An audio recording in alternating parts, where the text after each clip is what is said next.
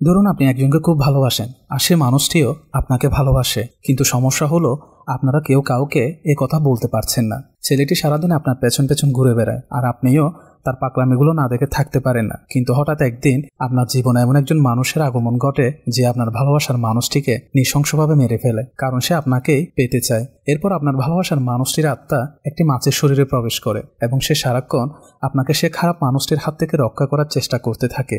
কিছুদিন পর আপনি বুঝতে পারেন যে আপনার ভালোবাসার মানুষটি আবার জন্ম নিয়েছে, এবার মাছি হয়ে। সে সাথে আপনি এটাও জানতে পারেন যে আপনি এখন যার সাথে বেশি সময় কাটাচ্ছেন সেই লোকটিই আপনার ভালোবাসার মানুষটিকে মেরে ফেলেছে। তখন আপনি কি করবেন?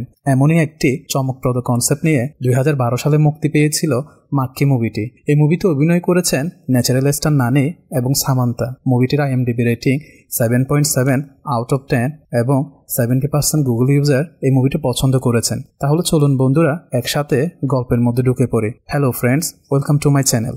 আপনারা দেখছেন সেকেন্ড গল্প বাই রাজ। মুভিটি শুরু হয় গল্পের মেন ভিলেন সুদীপকে দেখিয়ে, যে শুটিং প্র্যাকটিস করছিল। তখন তার বিজনেস পার্টনার এসে বলে, ওখানে বোর্ড মিটিং চলছে আর তুমি এখানে কি করছো?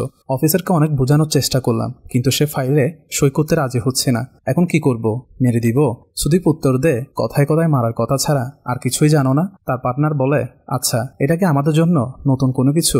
তখন সুদীপের নজর পড়ে পাশে শুটিং প্র্যাকটিস করা একটি মেয়ের দিকে। সে মেয়েটির কাছে গিয়ে ফ্লার্ট করতে শুরু করে, তাকে কিভাবে শুট করতে হয় তা শিখিয়ে দেয়। মেয়েটি চলে যাওয়ার সময় সুদীপকে জিজ্ঞেস করে, তুমি কি এখানে প্রতিদিন আসো? সুদীপ বলে হ্যাঁ। এরপর মেয়েটি গাড়ি নিয়ে সেখান থেকে চলে যায়। এরপর সিন কাট করে দেখানো হয় মুভিটির মেন ক্যারেক্টার বিন্দুকে। বিন্দু একজন মাইক্রো আর্টিস্ট যে ছোট ছোট জিনিস নিয়ে ডিজাইন করে। পাশাপাশি সে তার বন্ধুদের নিয়ে একটি চ্যারিটি চালায়। তখন তার ভাবি এক কাপ কফি নিয়ে এসে তাকে জিজ্ঞেস করে, আজ কি বানাচ্ছ? বিন্দু কম্পিউটারে দেখিয়ে বলে এটা। তার ভাবি দেখে বলে সুন্দর হয়েছে। বিন্দু বলে, দুদিন ধরে চেষ্টা করছি কিন্তু এখনো স্যাটিসফ্যাকশন পাচ্ছি না। ভাবি তাকে বলে, এসব না বানিয়ে তুমি বরং আমাকে আর তোমার দাদাকে নিয়ে কিছু বানাও, আমি এখানে, সে দুবাইতে। এরপর ভাবি তাকে ঘুমিয়ে যেতে বলে সেখান থেকে চলে যায়। একটু পর ইলেকট্রিসিটি চলে গেলে বিন্দু জানলা দিয়ে দেখে আশেপাশের মাত্র। সে তার ভাবিকে ইলেকট্রিসিটি অফিসে ফোন করতে বললে তার ভাবি তাকে বলে, ঠিক টাইম মতো ইলেকট্রিসিটি বিল দাও না, তাই টাকা শেষ হয়ে গেছে। তখনই আমাদেরকে এই মুভির আরেকটি মেইন ক্যারেক্টার জানিকে দেখানো হয়। সে ছাদে দাঁড়িয়ে দাঁড়িয়ে বিন্দুকে দেখছিল। বিন্দুও তাকে দেখে বারান্দায় বসে মাঝে মাঝে তার দিকে তাকাচ্ছিল। একটু পর জানে কিছু একটা ভেবে দৌড়ে ঘরে গিয়ে সেখান থেকে একটা ফয়েল পেপার, একটা লাইট নিয়ে আসে। এগুলো ডিশ অ্যান্টেনায় বসিয়ে লাইটটি জ্বালিয়ে দেয় এবং ডিশ অ্যান্টেনাটি বিন্দুর ঘরের দিকে ঘুরিয়ে দেয়। জানের এগুলো দেখে বিন্দু একটু মুচকি হাসে। এখানে একটু বলে রাখি, বিন্দু আর জানি একে অপরকে পছন্দ করে, কিন্তু কেউ কাউকে সেটা এখনো বলতে পারেনি। জানিও তার দিকে তাকিয়ে হাসতে থাকে। বিন্দু তার হাতে ছোট্ট একটা কাজ শেষ করে জামাটি বন্ধ করে দেয়। জানি তখনও সেখানে দাঁড়িয়ে হাসতে থাকে। তখন তার বন্ধু বলে, তুই এখনো হাসবি? 2 বছর ধরে দেখছি তুই তার পিছনে মজনুর মতো পড়ে আছিস। সে তো তোর দিকে ভালো করে তাকাইও না, এত কিছু করলি তার জন্য। শালা, সে তো ছোট করে একটা থ্যাঙ্কসও বললো না। কি করলো? জানলার সঙ্গে সঙ্গে পর্দাটাও বন্ধ করে দিল। জানি তার বন্ধুকে বলে, সে আমার ভালোবাসার খাতিরে পর্দা বন্ধ করে দিয়েছে। সে ভালো করেই জানে সে যদি পর্দা বন্ধ না করে তাহলে আমি সারা রাত এখানে দাঁড়িয়ে তাকে দেখতে থাকবো। অন্ধকার রাত, উপর থেকে ঠান্ডা, সে চায় না আমার কিছু হয়ে যায়, তাই না চাওয়া সত্ত্বেও সে জানলাটি বন্ধ করে দিয়েছে। তার কথাগুলো শুনে বিন্দু একটু মুচকে হাসি দিয়ে ঘুমিয়ে পড়ে। এরপর সিন কাট করে আমাদেরকে দেখানো হয় একটি পার্টি, যা ছিল সুদীপের 10 ইয়ার্স অ্যানিভার্সারি। কিন্তু তার স্ত্রীকে সে মেরে ফেলেছিল। কেন মেরে ফেলেছিল আমরা একটু পরেই জানতে পারবো। সে পার্টিতে একজন অফিসার আসে। তাকে দেখে সুদীপের পার্টনার বলে, শালা ফাইলে সই করতে রাজি হচ্ছে না, অথচ পার্টিতে চলে এসেছে। অফিসারটি সুদীপের কাছে এসে সই করা ফাইলটি দিয়ে বলে, এটা আমার পক্ষ থেকে আপনার গিফট। সুদীপ তাকে বলে, আপনি না আসলে আজকের পার্টিটা অসম্পূর্ণ থেকে যেত। তার বন্ধু একটু অবাক হয়ে যায়। অফিসারটা আরো বলে, আমার সঙ্গে আমার স্ত্রীও এসেছে। তিনি তার স্ত্রীর সঙ্গে সুদীপের পরিচয় করিয়ে দিলে তারা মেয়েটিকে দেখে একটু চমকে যায়, কারণ সুদীপ শুটিং প্র্যাকটিসের সময় যে মেয়েটির সঙ্গে ফ্লার্ট করেছিল এই সেই মেয়েটি। মেয়েটি তার সামনে আসলে তারা দুজনকে না চেনার ভান করে হাই হ্যালো করে। তখনই অফিসারটি চোখ পড়ে সুদীপের পিছনের দিকে রাখা কয়েকটি বন্দুকের দিকে। অফিসারটি তাকে বলে, আপনার গান কালেকশন অনেক ভালো। এরপর তার স্ত্রীর দিকে ইঙ্গিত করে বলেন, ওর শুটিং শেখার অনেক ইচ্ছে, আপনি কি তাকে শেখাতে পারবেন? সুদীপ মৃদু হেসে বলে, কেন নয়। এরপর সুদীপ আর তার পার্টনার ড্রিঙ্কস করতে যায়। তখন তার পার্টনার হাসতে হাসতে বলে, শালা এতদিন যে ফাইলের জন্য তার পেছনে পেছনে ঘুরছিলাম তুই তার বউকে পটিয়ে ফাইলে সই করিয়ে নিলি। তখন সুদীপ তাকে বলে, আমার স্ত্রীকে যখন আমি প্রথমবার দেখেছিলাম তখন থেকেই আমি তাকে পেতে চেয়েছিলাম। এরপর আমার নজর পড়ে তার টাকা পয়সার উপর, তাই তাকে পটিয়ে বিয়ে করে ফেললাম। যখন আস্তে আস্তে আমার চাওয়া পাওয়া বেড়ে যাচ্ছিল তখন সে বলল তাকে মেরে ফেললেও সে আর কোনো কিছুই দিবে না, আর একটা হাসি দিয়ে বলে তাই কাজটাও শেষ করে ফেললাম। পরের দিনে দেখা যায় বিন্দু তার বন্ধুদের সঙ্গে চ্যারিটি অফিসে কাজ করছে। সে কার্তিক নামের একজনকে জিজ্ঞেস করে ব্যাংক ব্যালেন্স কত আছে। কার্তিক বলে 15,600 ওভার ডিউ। এটা শুনে তারা সবাই হাসতে শুরু করে। তখন জানিয়ে এসে বলে প্রতি মাসের মতো এই মাসও তোমাদের সাহায্য করতে চলে এলাম। সে বিন্দুকে 15 টাকার একটি চেক দিয়ে বলে এই ডোনেশনের ব্যাপারে কাউকে বলো না, আমি আবার পাবলিসিটি পছন্দ করি না। পেছন থেকে একজন বলে বাবা সিক্রেট ডোনার। জানি বিন্দুকে বলে আমি কি জানতে পারি গত মাসে আমার ফান্ড দিয়ে কি কি কাজ হয়েছে। এরপর সে বিন্দুর মোবাইলে একটি মেসেজ পাঠায়। বিন্দু মেসেজ পড়ে দেখে সেখানে লেখা ছিল তোমাকে খুব সুন্দর দেখাচ্ছে। বিন্দু তার দিকে তাকায়, তখন জানি আরেকটি মেসেজ পাঠায় কোনো হাসি ছাড়াও তোমাকে সুন্দর দেখাচ্ছে। এটা দেখে বিন্দু একটু মুচকি হাসে। ঠিক তখনই তার ভাবি সেখানে এসে বলে সুদীপ কনস্ট্রাকশন নামের একটি কোম্পানি আমাদের চ্যারিটিতে সাহায্য করতে চায়, তুমি তাদের এমডির সঙ্গে গিয়ে কথা বলে দেখতে পারো। এরপর আমাদেরকে সুদীপের অফিসে নিয়ে যাওয়া হয়, যেখানে সে কয়েকজনের সঙ্গে মিটিং করছিল। তখনই তার চোখ পড়ে বাইরে বসে থাকা বিন্দুর দিকে। সে রিসিপশনে ফোন করে বিন্দুকে ভিতরে পাঠাতে বলে। বিন্দু ভিতরে গিয়ে তাকে চ্যারিটির ব্যাপারে বলতে থাকে, আর সুদীপ তাকে কুদৃষ্টিতে দেখতে থাকে। কোনো কিছু না বলে বিন্দুকে একটা 15 লাখ টাকা চেক ধরিয়ে দেয়, যা দেখে বিন্দু অনেক খুশি হয়ে যায়। একটু পরে সুদীপ তাকে বলে আমি কি আপনাদের সঙ্গে কাজ করতে পারি? আপনার চিন্তা ভাবনা আমার অনেক ভালো লেগেছে। বিন্দু অবাক হয়ে বলে আমার তো বিশ্বাসই হচ্ছে না। এরপর সে সুদীপকে একটা ছোট্ট উপহার দিয়ে মন্দিরে চলে যায়। পূজারীকে চেক দিয়ে একটু অর্চনা করতে বলে। সেখানে আবার জানি আর তার বন্ধুও এসেছে। জানি তার বন্ধুকে বলে দেখ দেখ আমার চেকটিকে পুজো করছে। তার বন্ধু বলে 15 টাকা চেকের পূজা, অর্চনার টিকিটের দামই তো 20 টাকা। তখন পূজারী বলে উঠে 15 লাখ টাকা চেক। এটা শুনে জানি আর তার বন্ধু অবাক হয়ে যায়। বিন্দু পূজারীকে বলে হ্যাঁ এটা সুদীপ কনস্ট্রাকশনের এমডি দিয়েছেন। জানির বন্ধু তাকে দেখিয়ে দেখিয়ে হাসতে থাকে। তখন জানি তাকে বলে সে তো একবারেই 15 দিয়েছে, আর আমি তো প্রতি মাসে 15 দিয়ে থাকি। পূজারী বিন্দুকে বলে ভালো কাজে ঈশ্বর সবসময় আশীর্বাদ দিয়ে থাকেন, আর ঈশ্বরের প্রসাদ দিয়ে বলে যাও বেটি সবাইকে প্রসাদ দিয়ে এসো। বিন্দু যখন প্রসাদ দেওয়ার জন্য যায় তখন সে জানিকে দেখতে পায়। বিন্দু একে একে সবাইকে প্রসাদ দেয়, কিন্তু জানির কাছে এসে তাকে প্রসাদ না দিয়ে তার বন্ধুকে দিয়ে চলে যায়, আর মৃদু মৃদু হাসতে থাকে। জানি তখনও হাসতে থাকে। তার বন্ধু তাকে বলে তুই এখনো দাঁত কেলিয়ে কেলিয়ে হাসবি? কথা শোন, সে তোকে ছাড়া সবাইকে প্রসাদ দিয়েছে, এমনকি আমাকেও দিয়েছে। দূরে দাঁড়িয়ে বিন্দু তাদের কথা শুনছিল। তখন জানি তার বন্ধুকে বলে ও আমাকে দেয়নি, তার মানে আমি তার কাছে কতটা স্পেশাল একটু ভেবে দেখ। বিন্দু তার কথা শুনে একটু অবাক হয়ে যায় আর মনে মনে হাসতে থাকে। একটু পর সে সেখান থেকে চলে যায়। এরপর আমরা দেখি বিন্দু সুদীপের সঙ্গে মিলে অনাথ শিশুদের বই দিচ্ছে। কাজের ফাঁকে ফাঁকে সুদীপ তাকে দেখতে থাকে। একটু পর তারা একটা রেস্টুরেন্টে আসে লাঞ্চ করার জন্য। সুদীপ তাকে বলে অনেকদিন পর একটা বন্ধুর সঙ্গে এভাবে খেতে বসলাম। বিন্দুও তার কথা শুনে একটা মিষ্টি হাসি দেয়। তখনই বিন্দুর ফোনে জানি মেসেজ করে। সে মেসেজটি পড়ে আস্তে আস্তে চারপাশে তাকাতে থাকে। তখনই জানি তাকে হাত দেখিয়ে হাই বলে। জানিকে তার বন্ধু কাজে ডাকলে সে সেখান থেকে চলে যায়। বিন্দু আর সুদীপ তাদের খাবার অর্ডার করার পর বিন্দু জানিকে চলে যেতে দেখে সুদীপকে বলে স্যার এখানে বসতে একটু আনকমফোর্টেবল লাগছে, আমরা অন্যদিকে গিয়ে বসি। আসলে বিন্দুও জানিকে ভালোবাসে, কিন্তু এখনো বলতে পারেনি। আবার অন্যদিকে জানিকে না দেখে থাকতেও পারে না, তাই তাকে ভালো করে দেখার জন্য অন্য জায়গায় গিয়ে বসেছে। সুদীপ তার সঙ্গে কথা বলতে থাকে, কিন্তু বিন্দু তার কথাগুলো খেয়াল করে না, সে অন্যমনস্ক থাকে। খাওয়ার সময় সুদীপ তাকে খাইয়ে দিতে চাইলে বিন্দু তার দিকে না তাকিয়ে খেতে থাকে। তার এই আচরণ দিকে সুদীপ ভিতরে ভিতরে রেগে ফুলতে থাকে। একটু পর বিন্দু জানের দিকে তাকালে সুদীপও জানের দিকে তাকায়। তখন সে জানি আর বিন্দুর মধ্যে কোনো একটা সম্পর্ক আছে সেটা বুঝতে পারে। এরপর জানি সেদিক দিয়ে চলে গেলে বিন্দু সুদীপকে সেখান থেকে চলে যাবে বলে। জানি মোটরসাইকেল নিয়ে বিন্দুকে ফলো করে সুদীপের গাড়ির পিছন পিছন যেতে থাকে এবং হাত দেখাতে থাকে। বিন্দু তার কাণ্ডগুলো গাড়ির গ্লাস দিয়ে দেখতে থাকে। একটু পর জানিকে ট্রাফিক আটকালে বিন্দু সুদীপকে বলে স্যার আমি এখানেই নেমে যাব। সুদীপ বলে কেন? সে বলে আমার কিছু সবজি কিনতে হবে। সুদীপ বলে চলো আমিও তোমার সঙ্গে যাব। সে সুদীপকে বলে আপনি তো শেয়ার মার্কেটের লোক, এই মার্কেটে কি করবেন? তারপর সে গাড়ি থেকে নেমে যায়, কিন্তু তার পিছু পিছু সুদীপও গাড়ি থেকে নেমে তাদের দেখতে থাকে আর মনে মনে ভয়ঙ্কর কোনো কিছু প্ল্যানিং করে। এরপরের দৃশ্যে দেখা যায় বিন্দু অফিসে কাজ করতে করতে অনেক রাত হয়ে গেছে। তার ভাবি তাকে ফোন করে তাড়াতাড়ি বাসায় যেতে বলে। বিন্দু অফিস থেকে বের হয়ে স্কুটি চালু করতে গেলে দেখে স্কুটির তেল শেষ হয়ে গেছে। বাইরে এসে দেখে চারপাশ ফাঁকা, কাউকে দেখা যাচ্ছে না। কি করবে বুঝতে না পেরে সে মোবাইল বের করে জানিকে একটি খালি মেসেজ পাঠায়। অন্যদিকে জানি তাদের ইভেন্টের কাজ শেষ করে ফাদারের সঙ্গে কথা বলছিল।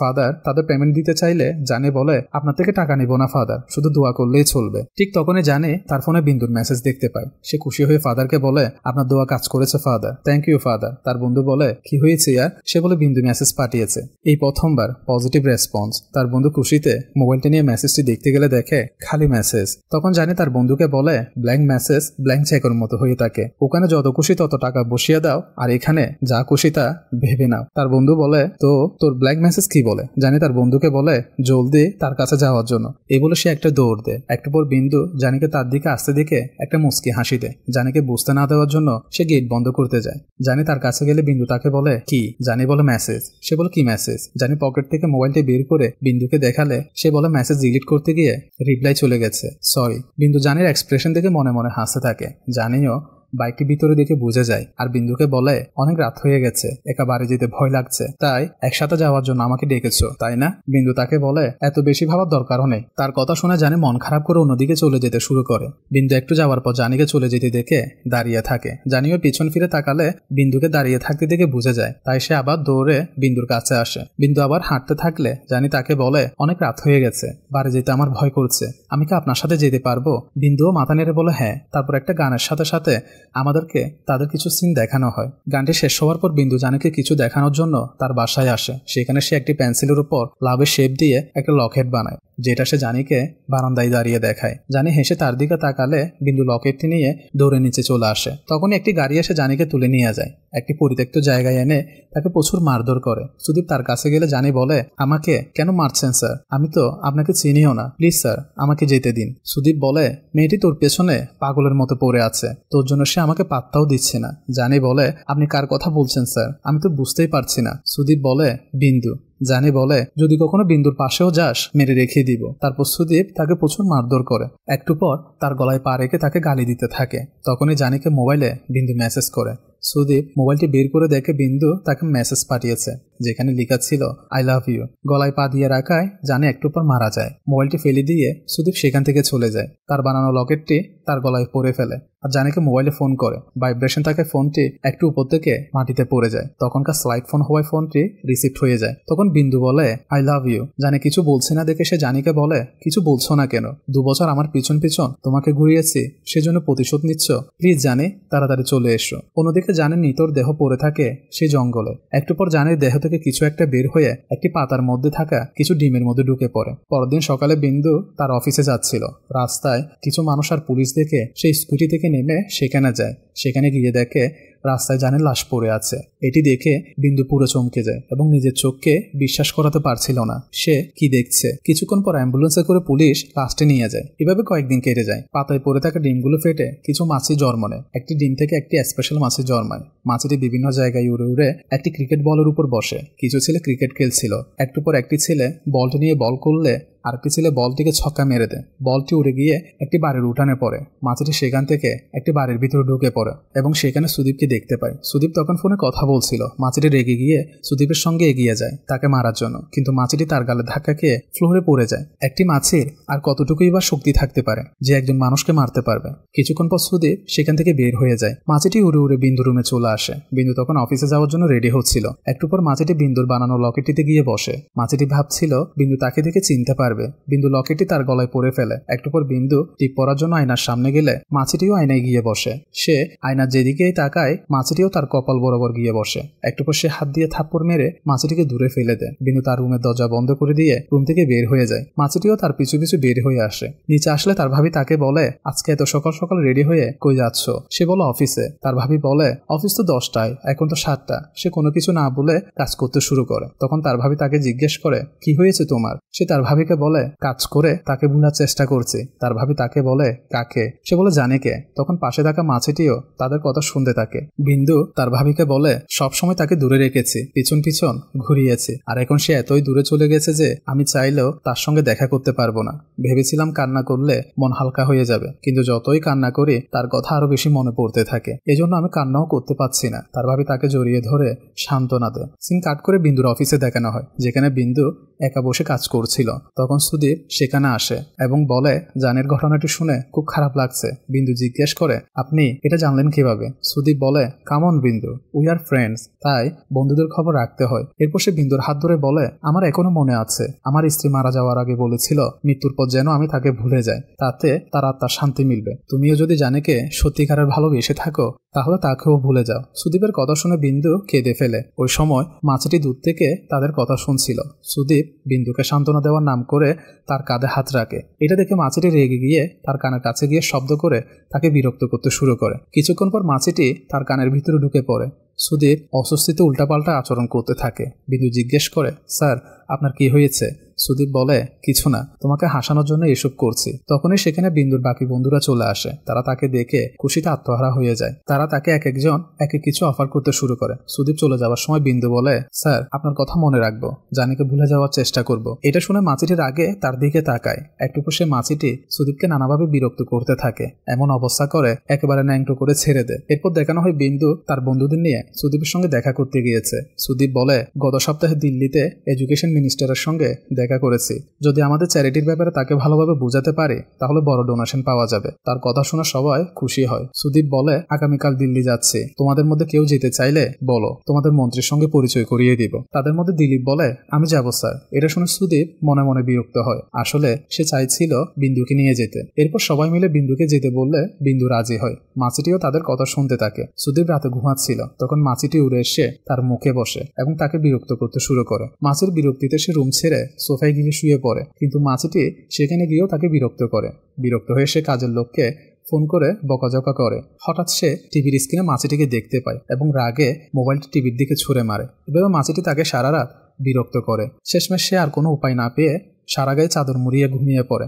সকালে তার ঘুম ভাঙে বিন্দুর ফোন পেয়ে। বিন্দু তাকে বলে, স্যার আর আধা ঘন্টা পরেই ফ্লাইট, আপনি কোথায়? সে 10 মিনিটের মধ্যে আসবে বলে ফোনটি কেটে দেয়। গাড়ি চালিয়ে যাওয়ার সময় সে ট্রাফিক জ্যামে আটকে যায়। তখন মাছিটি ট্রাফিক পুলিশকে বিরক্ত করতে শুরু করে। পুলিশ হাত দিয়ে মাছিটিকে তাড়ানোর চেষ্টা করে, কিন্তু সবাই ভাবে পুলিশ গাড়িগুলোকে যাওয়ার সংকেত দিচ্ছে, ফলে আরো বড় জ্যাম লেগে যায়। সুদীপ আর কোনো উপায় না পেয়ে গাড়ির পিছনের ডিগি দিয়ে বের হয়ে দৌড়াতে থাকে। এক পরিচিত গাড়ির দোকান থেকে গাড়ি নিয়ে এয়ারপোর্টের দিকে যায়। কিছুক্ষণ পর সে বিন্দুকে ফোন করলে বিন্দু বলে, তারা নেই স্যার, ফ্লাইট লেট, আপনি আস্তে আস্তে আসতে পারেন। তখনই সুদীপ মাছিটিকে তার গাড়ির গ্লাসে দেখতে পায়। তাই সে সিগারেটের ধোঁয়া দিয়ে মাছিটির দিকে ফু মারে। মাছিটি রাস্তায় পড়ে যায়। একটু পর একটা পুলিশের গাড়ির ছাদে করে মাছিটি তার গাড়িটিকে ফলো করতে শুরু করে। আর সুদীপের গাড়ির ভিতরে ঢুকে মাছিটি তার চোখে গিয়ে ধাক্কা মারে। একটু পর তার গাড়িটি অ্যাক্সিডেন্ট করে। মাছিটি গাড়ির গ্লাসে লিখে দেয়, I will kill you. Sudip লেখাটা দেখে সেখানে অজ্ঞান হয়ে যায়। এরপর দেখানো হয় ডাক্তার সুদীপকে দেখে বলে, ইউ আর সো লাকি, বড় কোনো ক্ষতি হয়নি। ডাক্তার চলে যাওয়ার সময় দেখা যায় সুদীপ হাতে মশার স্প্রে নিয়ে বসে আছে। কিছুক্ষণ পর একজন এসে বলে, বিন্দু ম্যাডাম এসেছেন, আপনার সঙ্গে দেখা করতে চান। তখন সে সবাইকে রুম থেকে বের করে দিয়ে ঘুমের ভান ধরে। বিন্দু রুমে ঢোকার পর সে তার হাত ধরে। বিন্দু তার হাতে স্প্রে দেখে জিজ্ঞেস করে, এটা কেন? ঠিক তখনই মাছিটি উড়ে সুদীপের দিকে যেতে থাকে। বিন্দু মাছিটিকে দেখে স্প্রে ছিটিয়ে দেয়। স্প্রে করার সময় বিন্দুর গলার লকেট ছিঁড়ে তার হাতে চলে আসে। মাছিটি উড়ে গিয়ে বাড়ির বাইরে একটি গাছের পাতার উপর পড়ে এবং স্প্রের কারণে ছটফট করতে থাকে। বিন্দুও রুম থেকে বের হয়ে চলে যায়। চলে যাওয়ার সময় তার পায়ের সঙ্গে লেগে বাগানের পানির পাইপটি চালু হয়ে যায়। পাইপের পানি গিয়ে গাছের উপর পড়ে আর পানি পেয়ে মাছিটি আবার সুস্থ হয়ে যায়। রাতে সুদীপ তার অ্যাক্সিডেন্ট করা গাড়ির জায়গায় কিছু খুঁজতে যায়। সেখানে একজন তান্ত্রিক এসে বলে, তুমি যা খুঁজছো তা এখানে নেই। তান্ত্রিক তাকে তার কাছে আসতে বলে। সুদীপ তাকে পাগল বলে চলে যেতে বলে। তখন তান্ত্রিক বলে, এখন তুমি আসবে না, কিন্তু সবকিছু হারানোর পর ঠিকই আমাকে খুঁজতে চলে আসবে। এরপর তান্ত্রিক চলে যায়। সুদীপ তার অ্যাক্সিডেন্ট করা গাড়ি থেকে ভাঙা কাঁচের টুকরোটি খুঁজে পায়, যেটাতে মাছিটি আই উইল কিল ইউ লিখেছিল। তারপর সে বুঝতে পারে মাছিটি সত্যি সত্যি তাকে মেরে ফেলতে চাইছে। পরদিন সকালে মাছিটি পুরোপুরি সুস্থ হয়ে গেলে মাছিটি উড়ে আবার বিন্দুর বাসায় চলে আসে, যেখানে বিন্দু কাঁদতে কাঁদতে তার ছিঁড়ে যাওয়ার লকেটটি ঠিক করছিল। তখন তার ভাবি এসে জিজ্ঞেস করে, কি হয়েছে বিন্দু? বিন্দু লকেটটি দেখিয়ে বলে, জানি লকেটটি ছিঁড়ে গেছে। তার ভাবি বলে, তুমি নিজেও জানো জানে আর ফিরে আসবে না, তাই মুভ অন করো। তার ভাবি চলে গেলে বিন্দু লকেটটি একটি বক্সে রেখে দিতে যায়। কিন্তু কিছুক্ষণ পর আবার বক্সটি খুলে লকেটটি দেখতে থাকে এবং কাঁদতে থাকে। ওই সময় মাছিটি সবকিছু দেখতে থাকে। বিন্দু চোখ থেকে পড়া পানের ফোঁটাগুলো দিয়ে মাছিটি লিখে দেয়, আই এম জানি রিবর্ন। লিখেটি দেখে বিন্দু অবাক হয়ে যায়। মাছিটি তার দিকে হাত দেখায়। বিন্দু হাত বাড়িয়ে দিলে মাছিটি তার হাতে উঠে যায়। বিন্দু জিজ্ঞেস করে, তুমি কি জানি? মাছিটি মাথা নেড়ে বলে, হ্যাঁ। বিন্দু অবাক হয়ে আবার জিজ্ঞেস করে, তুমি সত্যিই জানি? আমার তো বিশ্বাসই হচ্ছে না। অ্যাক্সিডেন্টে মারা যাওয়ার পর তোমার পুনর্জন্ম হয়েছে? অ্যাক্সিডেন্টের কথা শুনে মাছিটি মাথা নেড়ে বলে, না। বিন্দু বলে, অ্যাক্সিডেন্ট না? জানি বলে, না। তখনই মাছিটি একটা পত্রিকার মধ্যে সুদীপের ছবিটি দেখতে পায়। তার উপর বসে ইশারা করে জানায় সুদীপ তাকে মেরে ফেলেছে। বিন্দু তাকে বলে, সে কেন তোমায় মারতে যাবে? মাছিটি ইশারা করে জানায়, তোমার জন্য। কথাটি শুনে বিন্দু পুরোপুরি অবাক হয়ে যায়। তার মনে সুদীপের নানা কথা ভেসে ওঠে এবং সে বুঝতে পারে সুদীপ আসলে কি চায়। বিন্দু মাছিটিকে জিজ্ঞেস করে, এখন কি করব? তখন মাছিটি কিছু কালি এনে সুদীপের গলায় গলায় একটি লাল দাগ এঁকে দেয়। বিন্দু যেহেতু ছোট ছোট জিনিস বানাতে পারে তাই মাছিটির জন্য একটি গগলস এবং হাতের জন্য ছুরির মতো কিছু বানিয়ে দেয়। এরপর মাছিটিকে নানা ধরনের ট্রেনিং করায়, এমনকি জিমও করায়। এই দৃশ্য দেখে হাসি থামানো সত্যি কঠিন। অন্যদিকে সুদীপ তার লোকজনকে দিয়ে বাড়ির সব মাছি ধরে ধরে মেরে ফেলে এবং সেগুলোর মধ্যে এই মাছিটিকে খুঁজতে থাকে। মাছিটি সুদীপকে নানাভাবে বিরক্ত করতে থাকে, এমনকি যখন সে ঘুমাতে যায় তখন সিগারেট থেকে আগুন লাগিয়ে দেয়। এরপর দেখা যায় বিন্দু রেস্টুরেন্টে কফি খেতে এসেছে। সে নিজের হাত দেখে দেখে ওয়েটারকে অর্ডার দিচ্ছিল।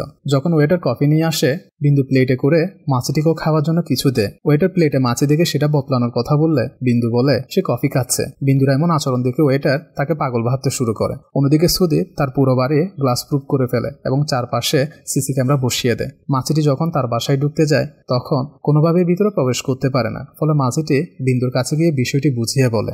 এরপর বিন্দু সুদীপের সাথে দেখা করতে যায় তার বাড়িতে। গার্ডরা তাকে বসতে বললে সে জানলার পাশে গিয়ে দাঁড়ায় এবং পয়সা দিয়ে জানলার একটি স্ক্রু খোলার চেষ্টা করে। ঠিক তখনই সুদীপ এসে তার কাঁধে হাত রাখে। বিন্দু একটু অস্বস্তি বোধ করলেও কিছু বলে না। জানলার স্ক্রু খুলে দেওয়ার পর মাছিটির ভিতরে গিয়ে সুদীপের শার্টের মধ্যে প্রবেশ করে। মাছিটির হাতে থাকা ছোট ছোট ছুরির মতো জিনিস দিয়ে সে সুদীপের পিঠে আঘাত করতে থাকে, যার ফলে রক্ত বের হয়। ব্যথা সহ্য করতে না পেরে সুদীপ বিন্দুকে বাড়ি থেকে বের করে দেয়। মাছিটিও বের হয়ে যায় আর বিন্দু তাকে গোসল করিয়ে দেয়। এরপর থেকে সুদীপ সবসময় আতঙ্কে থাকে। যেখানে যায় বডিগার্ডদের হাতে মশা মারার ব্যাট ধরিয়ে দেয়। একদিন একটা মিটিংয়ে যাওয়ার সময় তার বিজনেস পার্টনার তাকে বলে, দেখ ভাই, এই মিটিংটা অন্তত খারাপ করিস না। তারা 2000 কোটি টাকা ইনভেস্ট করতে এসেছে। তুই যদি উল্টাপাল্টা কিছু করিস 2000 কোটি টাকা তো যাবে, সাথে 500 কোটি টাকা সুদ সহ দিতে হবে। তুই বুঝতে পারছিস তো? সুদীপ জবাব দেয়, হ্যাঁ। মিটিংয়ে গেলে দেখা যায় সুদীপ হেলমেট পরে এসেছে। সবাই এটা দেখে অবাক হয়ে যায়। তার বন্ধু হেলমেটে নিয়ে চলে যায়। প্রেজেন্টেশন দিতে গিয়ে সুদীপ মাছির প্রসঙ্গ তোলে, যা শুনে সবাই হতবাক হয়ে যায়। ঠিক তখনই সে একজনের মাথার উপর মাছিটিকে দেখে এবং তার মাথার উপর জোরে থাপ্পড় মারে। মাছিটি উড়ে গিয়ে আবার আরেকজনের মুখে বসলে সে তার গালেও থাপ্পড় মারে। এভাবে সে একের পর এক সবাইকে মারতে থাকে। তখন সেখানে থাকা একজন অফিসার ইনকাম ট্যাক্স অফিসে ফোন করে সেখানে রেড করার নির্দেশ দেয়। সুদীপের একজন কর্মচারী কথাটা শুনে তাকে জানায় এবং বলে অফিসের মধ্যে সব ক্যাশ রাখা আছে। সুদীপ আঙ্গুল দিয়ে অফিসের বোল্টটি খোলার চেষ্টা করে। ঠিক তখনই মাছিটি গিয়ে আবার তাকে বিরক্ত করতে শুরু করে। ভুল পাসওয়ার্ড দেওয়ায় বোল্টটি লক হয়ে যায়। সুদীপ গ্যাস কাটার দিয়ে বোল্টটি কাটার চেষ্টা করে। মাছিটি তাকে আবারও বিরক্ত করতে থাকে, যার ফলে গ্যাস কাটারটি তার হাত থেকে পড়ে যায়। এতে গ্যাস লিক হয়ে আগুন ধরে যায়। আগুন বোল্টের ভিতরে থাকা সব টাকাই লেগে যায়। সে সব বুঝতে পারার আগে বোল্টের সব টাকা পুড়ে যায়। সুদীপ হতভম্ব হয়ে পড়ে, কি করবে তা বুঝতে পারে না। তখনই সুদীপের তান্ত্রিকের কথা মনে পড়ে। সে তান্ত্রিকের কাছে যায় এবং বলে সব শেষ হয়ে গেছে। তান্ত্রিক তাকে গভীর জঙ্গলে নিয়ে যায়, যেখানে গিয়ে তান্ত্রিক বলে তোমার মৃত্যু এখান থেকেই লেখা হয়েছিল। জায়গাটা দেখিয়ে সুদীপ বলে এই জায়গাতেই আমি জানিকে মেরে ফেলেছিলাম। তান্ত্রিক তখন বলে জানি এখন মাছি হয়ে ফিরে এসেছে। এটা শুনে সুদীপ জানির কথা মনে করতে থাকে। জানি তাকে আগে বলেছিল সে যদি বিন্দুর কাছে যাওয়ার চেষ্টা করে তাহলে জানি তাকে মেরে ফেলবে। মাছিটি তার সাথে যা যা করেছে সে সবকিছু তান্ত্রিককে বলে এবং বিশ্বাস করে যে মাছিটা আর কেউ নয়, জানি নিজেই। সুদীপ আর কোনো উপায় না পেয়ে তান্ত্রিককে জিজ্ঞাসা করে এখন কি করব। এরপর সিন কাট করে দেখানো হয় জানির আত্মাকে বশ করার জন্য তান্ত্রিক তাকে নিয়ে তার বাসায় কালো জাদু করছে। মাছিটিও তখন সেখানে ছিল এবং সবকিছু দেখছিল। মন্ত্রের মাধ্যমে তান্ত্রিক দুটি পাখির মধ্যে জাদু চালায়। পাখিগুলো বাড়ির ভিতরে ঢুকে মাছিটিকে খুঁজতে থাকে। মাছিটিও তাদের থেকে দৌড়ে দৌড়ে পালাতে থাকে, কখনো প্যান্টের ভিতরে, কখনো টেলিফোনের তারের ভিতর দিয়ে পালিয়ে বেড়ায়। দৌড়াতে দৌড়াতে একটি পাখি ইলেকট্রিক সকেটের মধ্যে পড়ে যায়, যার ফলে পুরো বাড়িতেই শর্ট সার্কিট হয়ে যায়। চারপাশে সব ক্লাস বন্ধ হয়ে যায় আর পুরো বাড়ি ধোঁয়ায় ভরে যায়। মাছিটি কোনোভাবে সেখান থেকে বেরিয়ে যায়। তারা কোনোভাবে দরজাগুলো আর খুলতে পারে না। পালানোর সময় সুদীপের সাথে তান্ত্রিকের ধাক্কা লাগে এবং তান্ত্রিকের গলায় ফ্লোরে পড়ে থাকা গ্লাসের টুকরো ঢুকে যায়, যার ফলে তিনি সেখানেই মারা যান। ধোয়ার কারণে সুদীপ সেখানে অজ্ঞান হয়ে যায়। কিছুক্ষণ পর সুদীপের পার্টনার সেখানে আসে এবং তাকে সেখান থেকে বের করে আনে। জ্ঞান ফিরলে তার পার্টনার তাকে জিজ্ঞেস করে ভিতরে কি করছিলে আর এই লাশটাও বাঁকা। সুদীপ বলে এটা তান্ত্রিকের লাশ, মাছিটিকে মারার জন্য এনেছিলাম। তার পার্টনার তাকে বলে মাছি মাছি করে কি লাগালি এসব, ছোট্ট একটা মাছি আর কিবা করতে পারে। সুদীপ রাগ করে তার পার্টনারকে বলে তোমার ধারণা আছে ছোট্ট মাছিটি কি কি করতে পারে, আর তোমার সাহস থাকলে মাছিটিকে মেরে দেখাও। তার বন্ধু তাকে ধাক্কা দিয়ে বলে তোমার মাথা ঠিক আছে, পাগল হয়ে গেছো তুমি? সুদীপ বলে আমি সত্যি বলছি, জানিয়ে এই মাছি আবার জন্ম হয়ে গেছে তার। এই মাছিটি আমার অ্যাক্সিডেন্ট করিয়েছে, আমার সব টাকা পুড়িয়ে দিয়েছে। বাড়ির ভিতরে ঢুকতে না পারার জন্য আমি পুরো ঘরটিকে গ্লাস প্রুফ করে ফেলেছিলাম, তাও শালা বুঝতে পারছি না কি করে ঘরের ভিতরে ঢুকে পড়ে। ঠিক তখনই তার মুখে বাতাস অনুভব হলে সে জানলার দিকে তাকিয়ে দেখে জানলার একটা স্ক্রু খোলা। সে তার সিসি ক্যামেরা চেক করলে দেখে স্ক্রুটি বিন্দু খুলে দিয়েছে আর মাছিটির চোখে গগলস পরা, হাতে ছুরির মতো কিছু একটা। এটা দেখে তার বন্ধুও অবাক হয়ে যায়। সুদীপ কিছু না বলে ভিডিওটি জুম ইন জুম আউট করে দেখতে থাকে। তার বন্ধু তাকে বলে, সুদীপ, এই মাছিটিকে বিন্দু সাহায্য করছে, কিন্তু এদের মেরে ফেলা কোনো কঠিন কাজ নয়। আমি তাদের দেখে নিব, কিন্তু সবার আগে আমাদের ওই ইনভেস্টরদের কোনোভাবে থামাতে হবে। আর বলে, কালকের মধ্যে যদি আমরা তাদের টাকা দিতে না পারি তাহলে তারা কেস করে দিবে। তখন সুদীপ তাকে বলে, আমাদের মধ্যে থেকে যদি কোনো একজন মারা যায় তাহলে কন্ট্রাক্ট ক্যান্সেল হয়ে যাবে, আমাদের তো ইন্স্যুরেন্সও করা আছে। এ বলে একটি কলম তার বন্ধুর গলায় ঢুকিয়ে দেয়। সাথে সাথে তার বন্ধু সেখানে মারা যায়। তারপর সে বিন্দুর বাসায় চলে আসে। বিন্দু তাকে দেখে একটু চমকে যায়। সে বিন্দুকে বলে, ভয় পেয়েছো নাকি? সোজা উপরে চলে এসেছি তাই। নিচে দরজা খোলা ছিল তাই উপরে চলে এসেছি, সরি। সে তাকে বলে, তোমার সাথে একটা ইম্পর্টেন্ট কাজ ছিল, তুমি কি আমার সাথে যেতে পারবে? বিন্দু কোনো কিছু বলার আগে সে তার হাত ধরে তাকে তার সাথে নিয়ে যায়। গাড়িতে করে যাওয়ার সময় সে বিন্দুকে বলে, একটি মাছি আমাকে মারার চেষ্টা করছে। বিন্দু একটু অবাক হয়ে যায় আর ভিতরে ভিতরে ভয় পেতে থাকে। সুদীপ তাকে বলে, আমি জানি তোমার বিশ্বাস হচ্ছে না। সে বলে, আমারও হচ্ছে না, কিন্তু কি জানো, কিন্তু মাছিটিকে কেউ একজন হেল্প করছে। এটা শুনে বিন্দু আরো ঘাবড়ে যায়। সুদীপ তাকে এনে তার টেবিলের সামনে বসায় আর মাছির ভিডিওটি দেখায় আর বলে, মাস্ক, গগলস, দেখছো তুমি? একটা মাছি তো এগুলো বানাতে পারবে না, তাই না? চোখ দিয়ে পানি চলে আসে। আর তখনই সুদীপ তাকে বলে, এসব একজন মাইক্রো আর্টিস্টই বানাতে পারবে। তুমি বলো তো বিন্দু, এই মাইক্রো আর্টিস্ট কে হতে পারে? তুমিও তো একজন মাইক্রো আর্টিস্ট, তাই না?